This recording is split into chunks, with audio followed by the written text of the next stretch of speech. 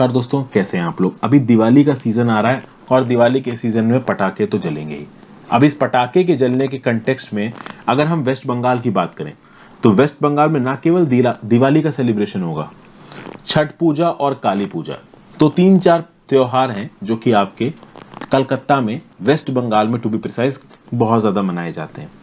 अब इस कंटेक्स्ट में रिसेंटली हुआ ये कि वेस्ट बंगाल की सरकार ने एक नोटिफिकेशन निकाला और उस नोटिफिकेशन के थ्रू वेस्ट बंगाल की सरकार ने बोला कि भाई 8 बजे से लेके शाम को 10 बजे, मतलब शाम को 8 बजे से लेके 10 बजे के बीच में ग्रीन क्रैकर्स जलाए जा सकते हैं, मतलब ग्रीन पटाखे जलाए जा सकते हैं।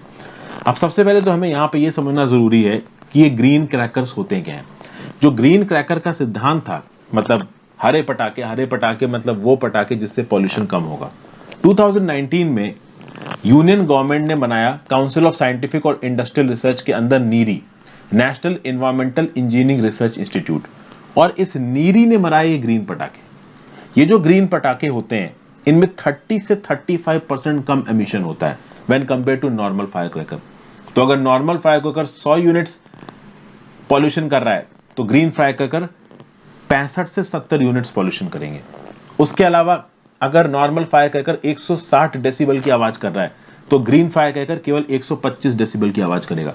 तो केवल एनवायरमेंटल पॉल्यूशन में ये जो PM 2.5, sulphur dioxide, nitrogen dioxide, यही कम एमिट नहीं करता है green cracker. Green cracker sound pollution भी कम करता है। और सबसे खास बात, इन ग्रीन क्रैकर्स में लिथियम, बेरियम, लेड और आर्सेनिक जैसे केमिकल्स नहीं होते हैं।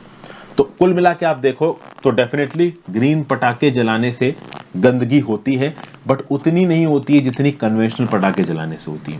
और सबसे खास बात यह कि ये ग्रीन पटाखे इंडिजीनियसली इंडिया के अंदर बनाए जा रहे हैं, इनको ज्यादा चाइना से अब इंपोर्ट नहीं किया जा रहा। तो इसी कंटेक्स्ट में वेस्ट बंगाल की सरकार ने रात के 8 बजे से लेकर 10 बजे के बीच में बोला कि आप पटाखे जला सकते हो। लेकिन फिर उसके अगेंस्ट आप देखोगे कि बात चली गई कलकत्ता के हाई कोर्ट में।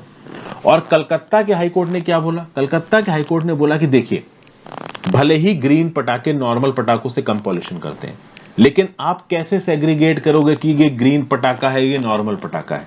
ओवरऑल अब कोई पटाखा छुड़ा रहा है, दिवाली मना रहा है, तो जाके पटाखा थोड़ी ना चेक करने लगोगे बीच में कि भाई इसका ग्रीन है या कन्वेंशनल है। तो कलकत्ता हाई कोर्ट ने बोला है कि देखिए, वेस्ट बंगाल के अंदर पॉल्यूशन बहुत ज्यादा बुरी हालात है, और चूंकि हम ये सेग्रीगेट नहीं कर सकते कि ग्रीन क्रैकर कौन सा है और नॉर्मल पॉल्यूटिंग क्रैकर कौन सा है, इसलिए हम एक कंप्लीट बैन लगाते हैं।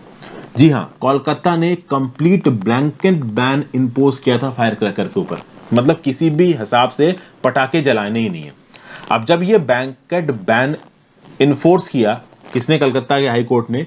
तो फिर कलकत्ता की सरकार ने बोला कि ठीक है भाई, हम हाई कोर्ट की बात मानेंगे। लेकिन उसके बाद बात चली गई सुप्रीम कोर्ट में। सुप्रीम कोर्ट में इसके ऊपर बहस हुई और सुप्रीम कोर्ट के जो जज हैं AM खानविलकर साहब और अजय रस्तोगी साहब, उन्होंने यहां पे ये बोला कि भाई देखिए, ब्लैंकेट बैन का कोई मतलब नहीं है। ब्लैंकेट बैन, अब समझिए बात को, जैसे फॉर एग्जांपल शराब, बहुत सारे स्टेट्स में शराब बैन होती है, तो क्या लोग पीना छोड़ देते हैं? वो स्मगलिंग करके पीने लगते हैं। तो किसी भी चीज के ऊपर ब्लैंकेट तरीके से बैन लगाना एक अच्छा ऑप्शन नहीं है।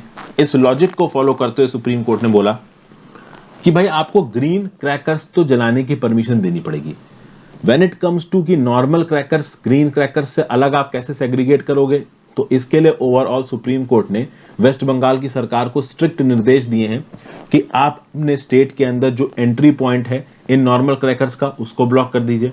आपके यहाँ जो क्रैकर मेकिंग एंटरप्राइजेस हैं उनके ऊपर प्रॉपर तरीके से मॉनिटरिंग करिए और इस बात को इंश्योर करिए अपने अच्छे एडमिनिस्ट्रेशन के थ्रू कि नॉर्मल फायर क्रैकर्स यहाँ पे ना जलाए जाएं और केवल ग्रीन फायर क्रैकर्स जलाए जाएं, जो कि थोड़े बहुत तो इन फेस्टिवल्स के समय में फायर क्रैकर्स जलाने की हमको आबादी देनी पड़ेगी, आजादी देनी पड़ेगी। हम बिल्कुल ही ब्लैंकेट बैन यहाँ पे नहीं लगा सकते। तो कुल मिला के एनवायरमेंटल, देखिए, एक चीज होती है पर्सनल फ्रीडम और एक चीज होती है एनवायरमेंटल सस्टेनेबिलिटी। यहाँ पे एक बैलेंस स्थापित करने की जरूरत है personal freedom, freedom of expression कह लो, और एनवायरमेंटल सस्टेनेबिलिटी के बीच में।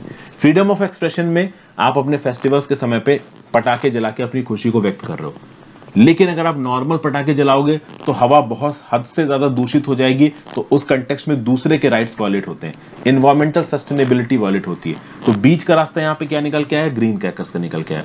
और ग्रीन क्रैकर्स के क्या फायदे हैं ये मैंने यहाँ पे आपको बता ही दिया है। तो ग्रीन क्रैकर्स के फायदे के रिस्पेक्टिव पॉइंट्स याद रखिएगा, किसी एमसीक्यू में भी आ सकते हैं और मेंस के किसी सब्जेक्टिव क्वेश्चन में ऐसे टाइप में भी आप कोट कर सकते हो। तो ये एक छोटी सी न्यूज है, इस न्यूज को आप समझ सकते हो as an example of a judicious mix between environmental sustainability and right to freedom of speech and expression. Diwali मनाना और दुर्गा पूजा में पटाखे जलाना, इसको आप एक प्रकार से कह सकते हो फ्रीडम ऑफ एक्सप्रेशन।